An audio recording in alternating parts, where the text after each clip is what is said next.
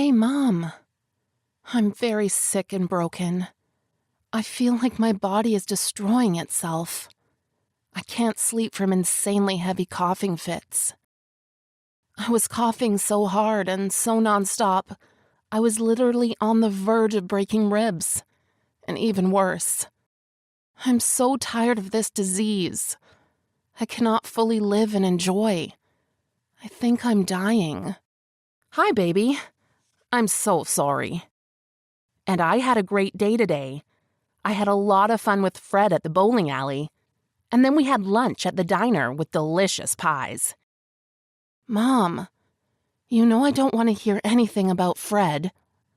He is a bad person who only wants money from you. Don't talk about him like that. He's having a hard time, but he is my love. What's his number? Sarah, don't be so cruel. I'm happy, and that's the main thing. Okay, Mom. I just don't want history to repeat itself, you know? You are finally clean. You are done with gambling. I want it to stay that way. Because right now, I need my mommy. Okay, my dear. I heard you. By the way, have you thought about the doctor's suggestion? He said a medically induced coma might help with your condition. Maybe you should agree to this. It may help. I don't know. I thought about it, but I'm scared. Almost everyone says that I have excellent chances, but the coma... On the other hand, I have nothing else to do with cystic fibrosis. Oh, baby, if I made decisions the way you do, I would never buy a house. Mom, I've got cystic fibrosis, and the chance of survival in a coma is only 50%. I'm not sure I'm ready to risk my life. Are you really comparing the house to my life? And I want to remind you that you inherited the money for the house. You did not earn it. Oh, what's the difference? The main thing is that I have it. Great way of life, Mom. Okay, what do you think about my situation? Nothing ventured, nothing gained, darling. Are you kidding me? Why are you so cruel? Why are you acting like I'm a stranger? That's a thing you invented in your head and then got sad about. I just mean this is your life, and you have to make decisions. Yes, you're right. It's about my life, and I can die. Sarah, you are such a drama queen. I remember when you were little. You constantly pretended that you felt bad so that I would not go anywhere. You threw tantrums when I left you at Grandma's. I still don't understand how you pulled those fainting tricks. These weren't tricks. Grandma showed you my medical records. Oh, well, yes, of course. You do realize that I'm really sick, don't you? Well, let's say. You saw how the charitable foundation approved my bill for treatment. People from all over the country sent me money for treatment and various medical procedures. Why does the whole world believe me except my mom? Okay, I believe you. What else do you want to hear from me? That you care about me and love me. What nonsense. Of course it is. But just to be honest, you already got me with your sores. All your life, you are sick all the time. Maybe you should stop feeling sorry for yourself and just start living. Maybe you need to find a boyfriend and be like a normal person. Mom, stop. First, I found Karen. She's my partner. I'm not interested in guys. Secondly, my illness is not my fault and not fiction. This is my real life, in which I fight every day. Yeah. I don't understand why we are arguing and what we are talking about. You and I have different outlooks on life. You asked for my opinion, and this is it. Your body, your business. I helped as best I could. Helped is not the right word. So, Sarah, I'm busy. If you have something urgent, write. Hi, Mom. Despite our differences, I wanted to let you know that I decided on a medically induced coma. I am very nervous, and I will need your help. Hi, dear. I'm so glad you made the right decision. Finally, to take your life into your own hands. When is the manipulation scheduled? I'll see if I'm busy. Yeah, right. Baby, you know I'm busy. Your mom has a lot to do. I don't understand why you can't enter into my position. I hope it's not about gambling with Fred. If you're busy with this, I can ask Karen. She is leaving on a very important business trip, but I can ask her to postpone it. How can you say that? I am your mother. I'll do what it takes. Okay, I don't want to fight with you, Sarah.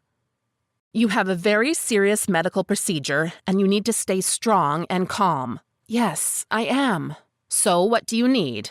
While I am in a coma, there should be a person in the hospital who will buy medicines and everything necessary. You also need to be in touch so that doctors can contact someone on any issue. And you will sometimes have to change my bed, wipe me, turn me over, and I just need you to be my mom. I'm always your mom. You're silly. I have no problem, Sarah, with being your mom, but this hospital doesn't have staff to look after you? What are we paying for? We don't pay for anything.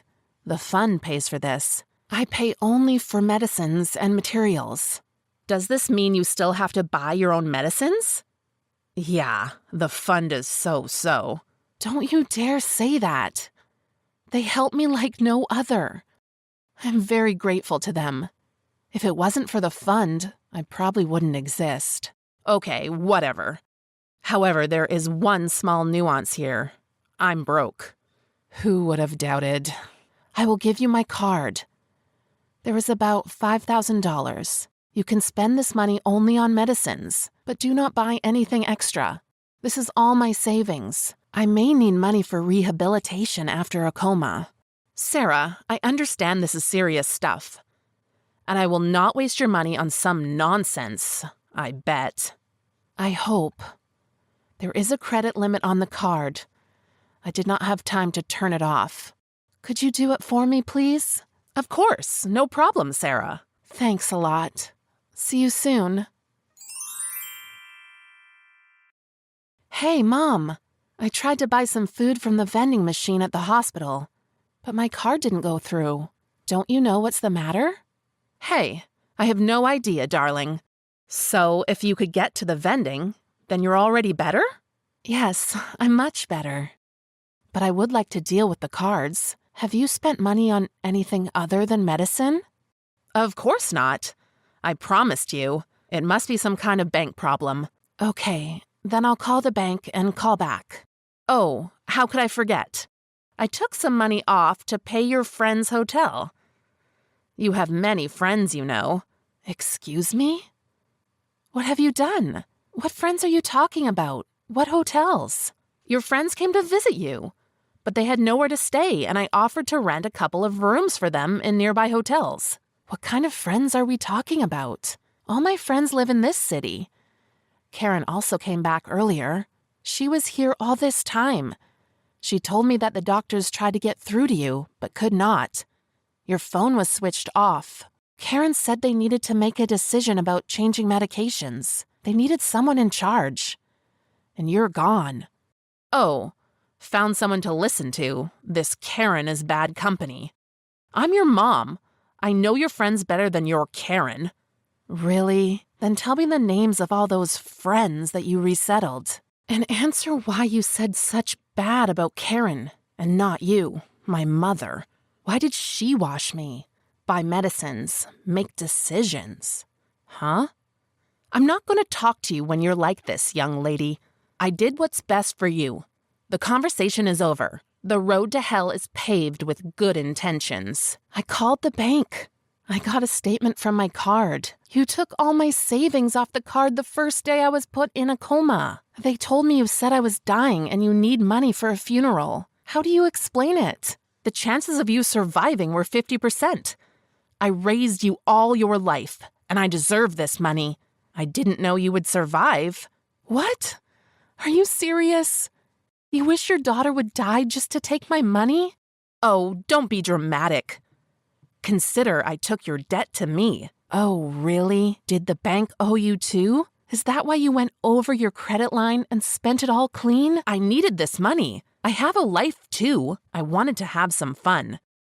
You took a part of my life from me, and I took what is rightfully mine. You stole money from your daughter's card who was in a coma. You spent money on nothing. I'm guessing you were playing slots again and drinking with your Fred. He was in prison for fraud and violence. You hit the credit card limit. You spent another $5,000. Now I have to pay the bank back this money. And you justify it by saying you wanted to have some fun? At the same time, you thought that I would die? Am I missing something? Yes, Sarah, you missed that I don't care about your attacks and accusations. I'm your mother. This money belongs to me as well as to you. I don't have to report to you about how I spend my personal time or how I spend my money. Grow up. Are you out of your mind? You betrayed me. Betrayed you? Ha ha ha. I gave you life and this valuable lesson. Tell me thanks. Okay, Mom. As you wish. But remember, karma will catch up with you. Sarah, what's going on? Today I received a subpoena of court order from the bailiff. I've been accused of credit card fraud and document forgery. I don't understand what's going on. The police arrested Fred and me and are interrogating us. In addition, they told me that my house was under arrest. Really? It can't be. And what happened? Tell me, is this your doing? Is the daughter going to jail her own mother? How do you think? You wanted me to let this go unpunished? You stole my money, the bank's money, and you spent it for no reason. Turns out you told everyone I was dying. Because you were dying. You shouldn't have survived. How embarrassing. After all, I survived. How could you do this to me? I'm your mommy. What would your grandma say if she were alive? Oh, Grandma. She would be utterly stunned when she found out that you appropriated my inheritance. How could you do this? You deprived your sick daughter of everything. I was forced to look for money for treatment, to ask, to borrow, to turn to strangers for help. I needed your help while you ran this con with Granny's money. What? What are you talking about? She wrote a will according to which her money went to me. Not true. You and your Fred forged her will. You thought the truth wouldn't come out? But all the secret once became clear. I didn't think that I had such a selfish daughter. Don't be ridiculous. You didn't need me. You left me to Grandma while you were drinking and having fun. You only showed up when you needed money. No! I have always loved you, Sarah. Maybe I couldn't always be with you, but that doesn't mean anything. You're right. Now it means nothing. I said that karma will overtake you. Here she is. Sarah, have pity on me. I'm your mother. I promise this won't happen again.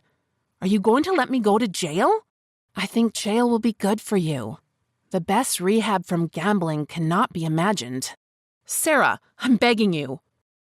Fred blamed me for everything so that he could get his sentence knocked off. But he made it all up. He said everything would work out. As I thought, Fred is a bad person, but you cut from the same cloth. Sorry, Mom. You're getting what you deserve. Sarah, please don't leave me. I want to change and become a good mother to you. In prison, you will have a chance to rethink your life. But now you have to take responsibility for your actions. Despite everything, Sarah spoke in court in support of her mother. She told the court that her mother was ill. She is obsessed with gambling and alcohol. Sarah's mother's lawyer managed to prove that it was Fred who planned to deceive Sarah and pull off the inheritance scam. He received a serious prison sentence. Sarah's mother was given several years in prison, with the possibility of early release for good behavior. She pledged to go to rehab and attend Alcoholics and Gamers Anonymous meetings. In addition, she pledged to return all of Sarah's money and pay a fine. Sarah started a new experimental treatment. She began to feel much better. Karen proposed to Sarah. Soon they are going to get married. Sarah is determined in not letting her mom hold her back. She's full of life and positivity and has high hopes for her future.